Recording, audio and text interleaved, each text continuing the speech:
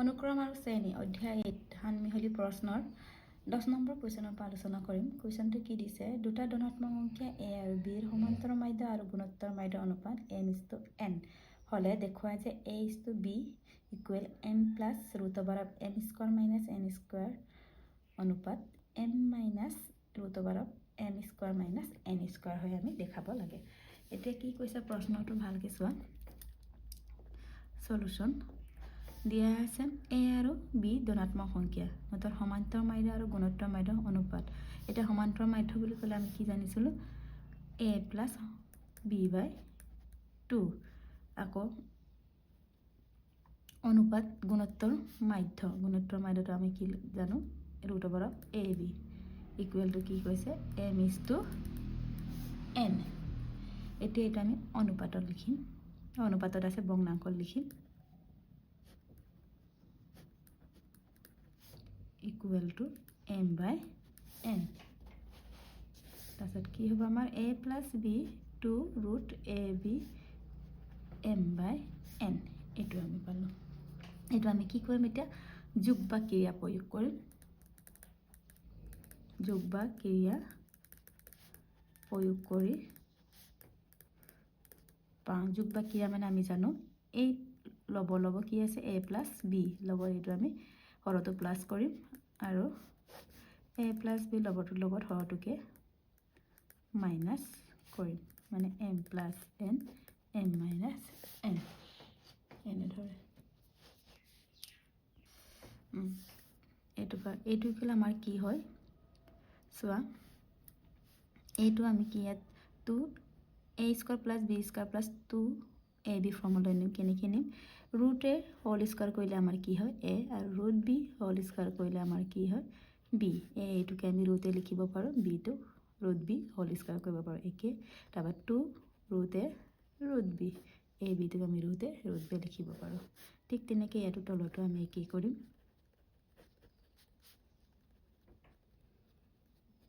Equal to m plus n m minus n। এইটো কি আমাৰ কি a plus b whole square formula আহিলে, এৰ ভেলু ৰুট a বিৰ value root b whole square. আকৌ তলত ৰুট a মাইনাছত আছে মাইনাছ আহিব equal to m plus n m minus n।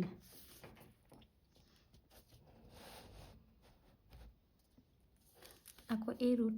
স্কোৱাৰখিনি আমি এইফালে নিওঁ, কি আহিব আমাৰ root a plus root b by root a minus root b equal to root over of m plus n হ'ব, আকৌ root over of n minus n স্কোৱাৰটো এইফালে নিলে আমাৰ বৰ্গমূল হৈ গ'ল। আমি আকৌ এইটোকো আকৌ কি কৰিমগৈ যেতিয়ালৈকে আমাৰ ৰিজাল্টটো মিলে আকৌ যোগ ভাগ ক্ৰিয়া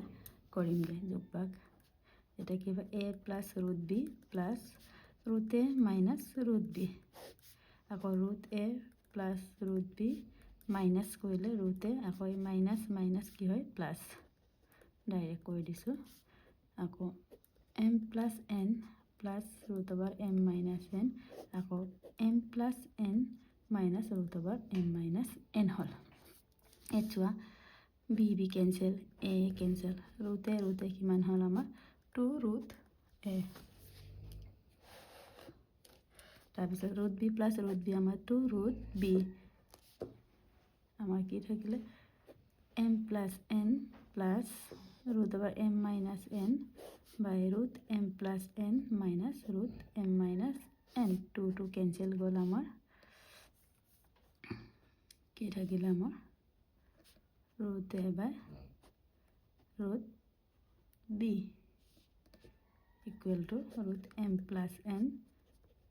m minus n root over আকৌ root m plus n minus root m minus n। এইটো থাকিলে আমাৰ। তাৰপিছত আকৌ এই স্কোৱাৰখিনি আমি এইফালে পঠিয়াই দিওঁ, কাৰণ আমাৰ ৰিজাল্টটো আমাৰ a অনুপাত b ওলাব লাগে। এই ৰুট অভাৰটো এইফালে পঠিয়ালে আমাৰ কি হ'ব আমাৰ স্কোৱাৰ হ'বগৈ, কি হ'ব m plus n plus m minus n whole square বেলেগ বেলেগকৈ লিখোঁ। আকৌ root m plus n minus root m minus n whole square এইটো পালোঁ এইটো আমি কি কৰিম এতিয়া এটা আমাৰ হ'ল এটা আমি এতিয়া ফৰ্মুলাত ভাঙি দিম কিমান হ'ব তেতিয়া a বাই b এইটো a plus b whole square এৰ বোলে ৰুট m প্লাছ n আছে plus 2 root m plus n m minus n plus m minus n whole square তলতো ঠিক তেনেকৈ a minus b whole square formula আহিলে m plus root over m plus n whole square minus 2 root m plus n m minus n plus m minus n all square এতিয়া চোৱা root over m plus n all square কি হ'ব আমাৰ m plus n plus আকৌ root m plus n m minus n মানে m plus n m minus a plus b a minus b ফৰ্মত আছে তেনেহ'লে কি হ'ব আমাৰ এইটো m square minus n square আকৌ এইটো কিমান হ'ব root over of m minus all square কি হবে আমার m minus n by আকৌ এটো m plus n আকৌ এটো আমার root m plus n m minus কি হবে আমার m square minus n square আকৌ এটো কি হবে m minus n এটো হল এটা আমার 2 থাকি গৈছে এতিয়া চোৱা n n ক্যান্সেল গল আৰু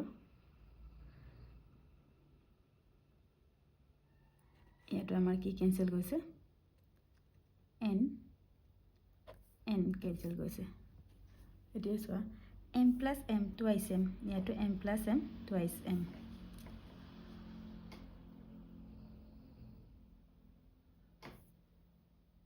কি হ'ব আমাৰ a by b m plus m twice m plus 2 root over of m square minus n square আকৌ m plus m 2m minus 2 root m minus n square হল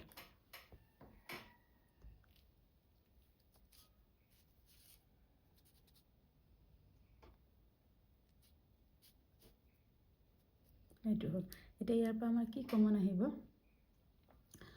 2 এটা কমন আনিম আমি a by b 2 এটা common আনিম m plus root over of m square minus n square আকৌ 2 m minus root over of m square minus n square হল তেনেহলে 2 to cancel হল আমাৰ কি পালো আমি আমাক উলিয়াব দিছিলে a is to b equal to m plus root over m square minus n square অনুপাত m minus m square minus n square আমাক উলিয়াব দিছিলে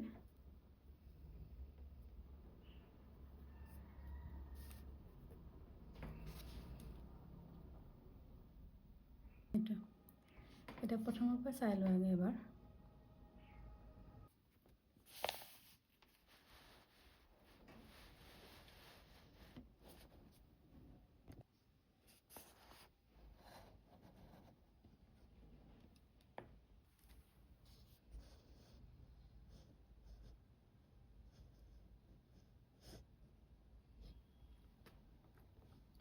এতিয়া নেক্সট প্ৰশ্নটো চোৱা নেক্সট প্ৰশ্ন চোৱা তলৰ শ্ৰেণী দুটাৰ nতম পদলৈ যোগফল উলিয়াব কৈছে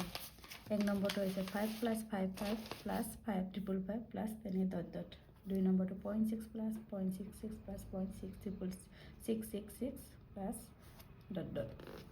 আগতে এনেধৰণৰ প্ৰশ্ন কৰিছোঁ আমি প্ৰথম এক নম্বৰটো কৰিম কি আছে যোগফল is equal to 5 plus 5 5 triple 5 dot dot এটা আমি কেনেকৈ কৈছোঁ ইয়াৰ পৰা আমি 5 এটা কমন আনিছিলোঁ ইয়াত 5 আছে 5 যদি ইয়াত 7 থাকে 7 8 থাকিলে 8 কমন আনিব লাগে আমি যে ইয়াত 5 আছে কাৰণে আমি 5 কমন আনিলোঁ তাৰপিছত কি কৈছিলোঁ আমি 5 by 9 9 এটা 1 by 9 এটা কমন ল'লোঁ এটা 9 plus triple 9 plus 9 9 তেনেকৈ হৈ গ'ল তাৰপিছত আকৌ আমি কি কৰিছিলোঁ 10ৰ ওচৰলৈ আমি 10 100 1000 তেনেকৈ আমি ফৰ্ম কৰিছিলোঁ এতিয়া 9টো 10ৰ পৰা -1 কৰিলে আমাৰ 9 আকৌ 100ৰ পৰা 1 গ'লে 99 ঠিক তেনেকৈ 1000ৰ পৰা 1 গ'লে 999 তেনেকৈ আমি এনটম পদলৈ লিখিব লাগে কিন্তু আমি লিখি শেষ কৰিব নোৱাৰা কাৰণে আমি ডট ডট দিছোঁ এটা আমাৰ এনটম পদলৈ তাৰপিছত আমি 5/9 10 100 যোগ বেলেগ বেলেগকৈ লিখিম এইটো তাৰপৰা -1 -1 আমাৰ কেইটা হ'ব nটা হ'ব মাইনাছ n nটো আছে এনটম আকৌ 1টো ইনটু কৰিলে আমাৰ কি হ'বগৈ n হ'ব তাৰপিছত আমাৰ চোৱা 10 100 1000 আছে এইটো আমাৰ কি গুণোত্তৰ প্ৰগতিত আছে আৰৰ বিলু আমাৰ এৰ বিলু আমাৰ 10 আৰৰ বিলু আমাৰ 10 হ'ব কাৰণ দ্বিতীয় পদ 100/10 100/10 কৰিলে আমাৰ আৰ বিলু ওলাই কিমান 10 আৰু আৰৰ মান 1তকৈ সৰু হোৱাৰ কাৰণে আমাৰ কোনটো ফৰ্মুলা আহিব a r⁴n - 1/r-1 এইটো -1 * 1 n * 1 কি হয় n হয় ইয়াত যদি 2 হ'লে আমাৰ টুৱাইচ n হ'লেহেঁতেন তেনেকৈ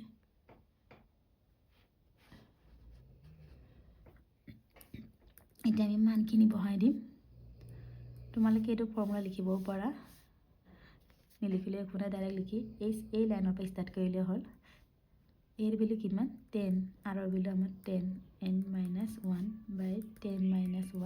মাইনাছ n কিমান হ'ব 5/9 10 10 টু দি পাৱাৰ n টো 10 টু দি পাৱাৰ n থাকিলে -1 10 - 1 কিমান 9 মাইনাছ n এইটো থাকিলে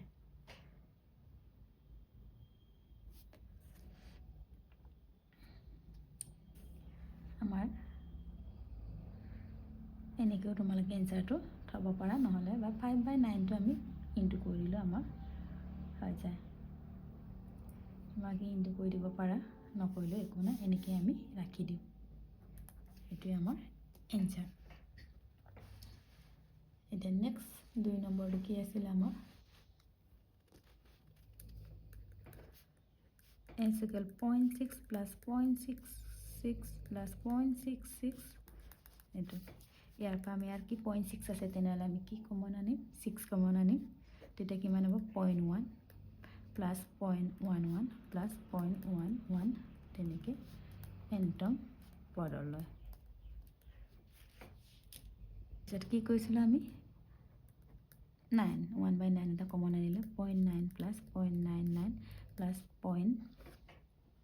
0.999 তেনেকৈ এনটম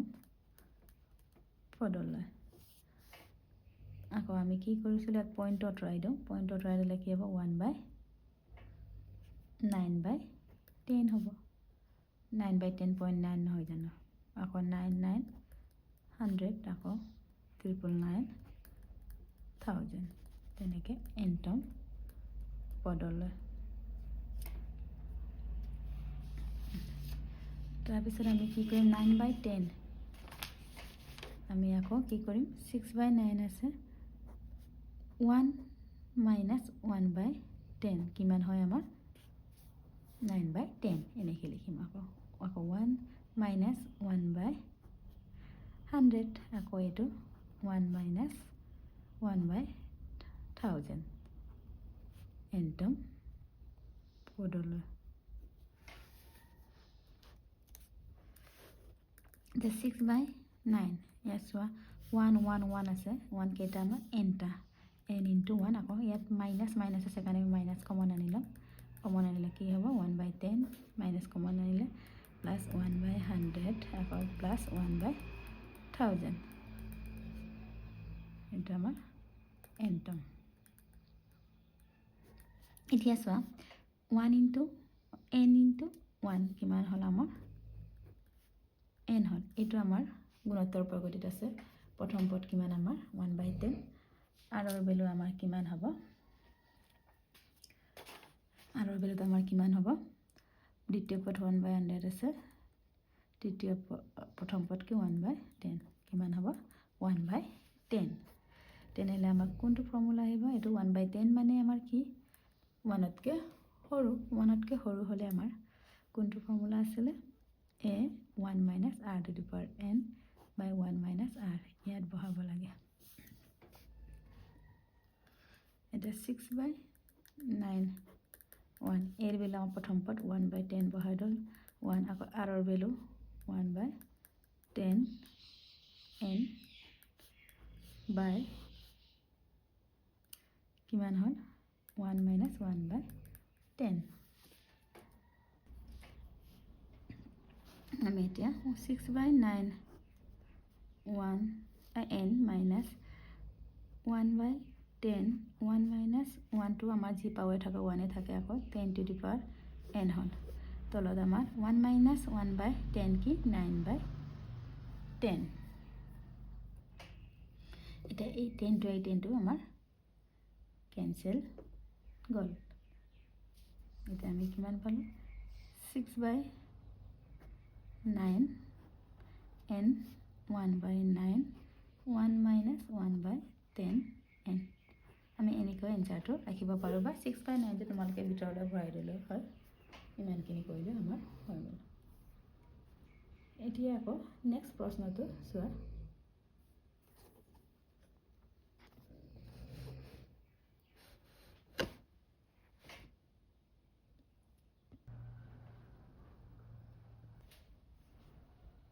এতিয়া আমাক 12 নম্বৰ কোৱেশ্চনটো চোৱা 2 into 4 plus 4 into 6 plus 6 into 8 or 10 into 20তম পদটো আমাক উলিয়াব কৈছে প্ৰথম আমি ইয়াৰ nতম পদটো উলিয়াম তাৰ পিছত এনৰ মান আমি কি 20 বহাই দিলে আমাৰ ৰিজাল্টটো ওলাই যাব এতিয়া চোৱা 2 আমাৰ 2 into 4 plus 4 into 6 plus 6 into 8 ইয়াৰ nতম পদটো কেনেকৈ উলিয়াম প্ৰথমটো চাই লোৱা প্ৰথম 2 ইয়াৰ প্ৰথম 2 6 কেনেকৈ গৈ আছে 2 যুগ্ম সংখ্যাখিনি আমাৰ গৈ আছে তেনেহলে 2n হ'ব কাৰণ n ৰ মান 1 বহালে আমাৰ কি 2 বহালে আমাৰ 4 হ'ব 3 বহালে n ৰ ভ্যালু 3 বহালে 6 হ'ব আকৌ নেক্সট চাম 4 6 8 কে গৈ আছে কিমানকে 4 6 8 তেনেহলে চোৱা n 2 into n plus 1 হ'ব চোৱা এনেকৈ হৈছে ইয়াত n ৰ ভ্যালু যদি আমি 1 বহাও 1 plus 1 2 2 2 jar 4 2 বহালে 2 plus 3 3 2 jar 6 পাম আকৌ 3 বহালে 3 plus 1 into 2 8 হ'ব তেনেকৈ আমি nতম পদটো উলিয়াই ল'ব লাগে nতম পদ আৰু কি কৈছে n ৰ ভ্যালু আমাক কি বহাব কৈছে 20 ইয়াত বহাই দিম এতিয়া 2 2 2 2 into 20 into 2 আকৌ 20 plus 1 এনেকৈ আমি ইয়াত n ৰ ঠাইত কি ভৰাইলো 20 কিমান হ'ব আমাৰ 2 into 20 40 40 into 2 80 হল 20 plus 1 21 হল কিমান হ'ব 0 8 আকৌ 8 2 jar 16 এইটো আমাৰ आंसर এটা আমাৰ বৰ ইজি প্ৰশ্ন হয় ইয়াৰ পিছৰখিনি মই নেক্সট ভিডিঅ'ত আলোচনা কৰিম